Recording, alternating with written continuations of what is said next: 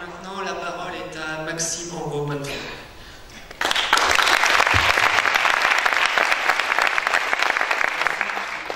Monsieur le Président d'honneur, Madame la Présidente, mes chers amis, les jeunes avec Marine, ou du moins l'esprit des jeunes avec Marine, puisque c'est le sujet de mon intervention, qu'est-ce que c'est?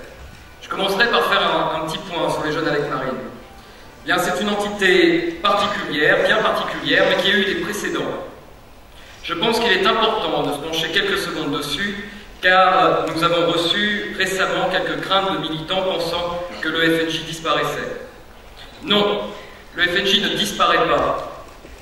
Mais tout comme en 2002 et en 2007, il s'efface un peu pour le temps de la campagne, laissant la place à une sorte de comité de soutien. Le FNJ reprendra bien entendu toute sa place au lendemain de l'élection. C'est pourquoi également le site des jeunes avec Marine a pris le dessus sur le site du FNJ, qui d'ailleurs était quelque peu désuet. Ainsi, nous sommes plus compétitifs sur la toile. Les jeunes avec Marine, je peux vous dire que ça fonctionne, ça marche. La preuve, les réunions hebdomadaires à Paris, où chaque semaine, l'étudiant en médecine côtoie l'artisan peintre. Ils sont où Paris là?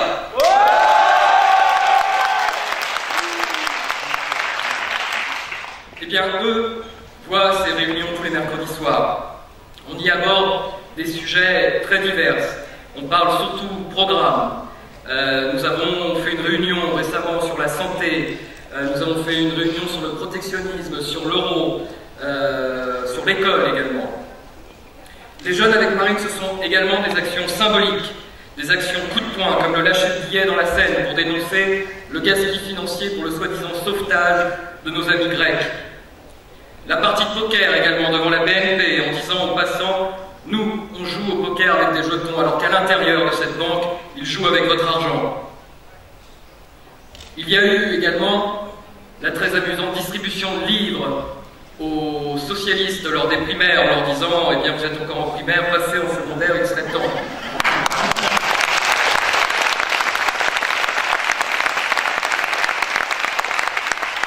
Bien entendu, vous avez tous vu l'affiche qui a fait un certain buzz, l'affiche Choisis ta frange. Nous vous en préparons d'autres, et d'ailleurs je crois que Julien va vous présenter la nouvelle. Enfin, les matelots, journal que normalement vous recevez tous et qui remporte un réel succès. Je vais revenir sur mon sujet, l'esprit des jeunes avec Marine. Bien, c'est tout simplement le slogan de campagne de Marine Le Pen. Marine Le Pen, c'est la voix du peuple, l'esprit de la France. L'esprit de la France, voilà notre esprit. Incarner l'esprit de la jeunesse française, l'esprit de relève qui se tient prêt et fier pour sauvegarder notre nation.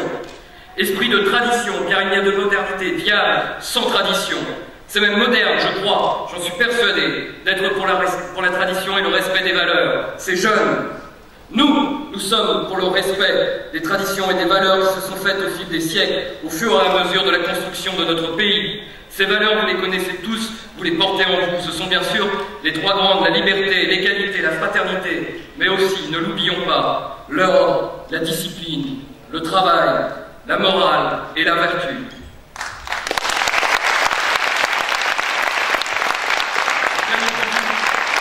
Bien entendu, n'oublions pas également le sens du bien commun.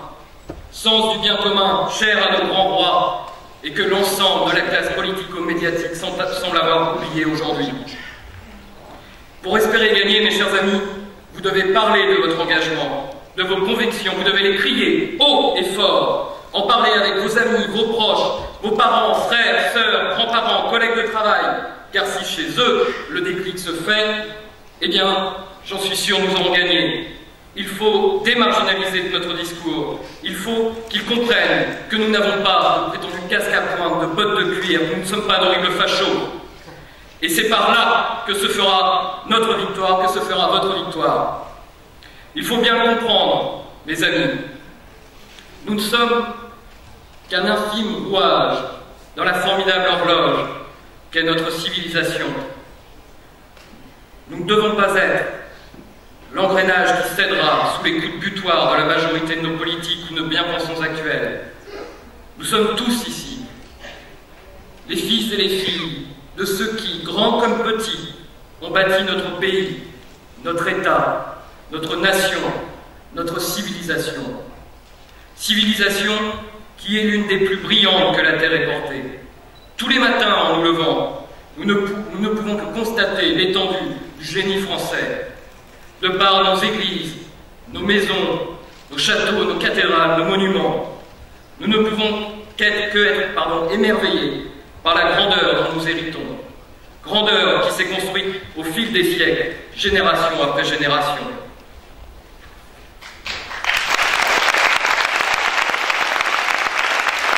Puis, nous sommes tous des fils et des filles de ces grands rois, de ces grands empereurs, de ces présidents qui ont fait notre République. Nous sommes tous les fils et les filles de ces penseurs, littérateurs, savants, architectes, explorateurs ou bâtisseurs qui ont fait rejaillir le génie français aux quatre coins du monde. Nous sommes tous les fils et les filles de Clovis, Charlemagne, Saint-Louis, François Ier, Henri IV, Louis XIII, Louis XIV, Louis XVI, Napoléon, ou bien les grands présidents. Nous sommes tous les fils et les filles de ceux qui ont bâti notre pays, je viens de le dire, de ceux qui ont travaillé notre terre. Vous savez, il y a un chant, pas forcément trop notre bord politique, mais enfin, osons, qui dit « Nous recevons en héritage un champ moins grand et moins riche qu'autrefois ». Je crois que c'est vrai. Faisons en sorte, ensemble, de léguer à nos futurs enfants un champ plus grand et plus riche qu'aujourd'hui.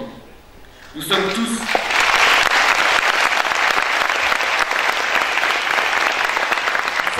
là encore, les fils et les filles de ceux qui sont tombés à Fouillé, ou bien aux côtés de Jeanne, à Marignan, à Fontenoy, ou pendant l'époque révolutionnaire, peu importe leur bord. Oui, nous sommes fiers de ceux qui sont tombés tout au long de l'épopée napoléonienne.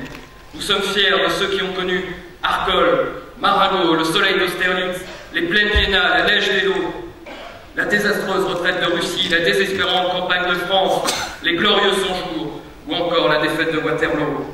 Épopée oubliée, bafouée ces dernières années. Oui, nous sommes fiers de ceux qui ont connu l'humiliation de Sedan, la sanglante Verdun, le chemin des dames, de ceux de juin 40, de tous ceux de la Seconde Guerre mondiale. Oui, nous sommes fiers de nos grands-parents tombés sur la rivière Noire en Indochine. Nous sommes fiers de ceux, comme notre président d'honneur, qui clôturera cette convention, sont allés en Algérie, qui se sont fait cracher dessus à leur retour. Nous sommes fiers de tous et à tous, de tous et à tous, de nos Français qui nous sont cachés et que nous oublions aujourd'hui, qui ont été trahis par la classe politique.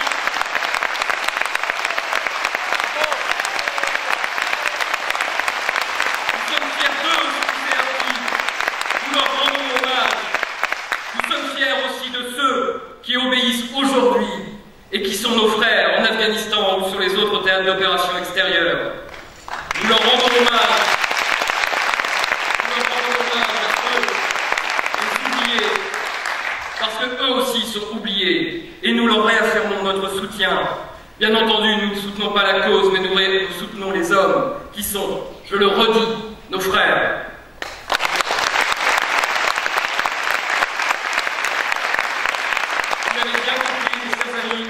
Nous sommes fiers de tout notre passé, parce que notre passé fait ce que nous sommes aujourd'hui. Nous sommes fiers de nos victoires, mais peut-être même aussi et surtout de nos défaites qui ont fait notre pays, notre nation et notre civilisation.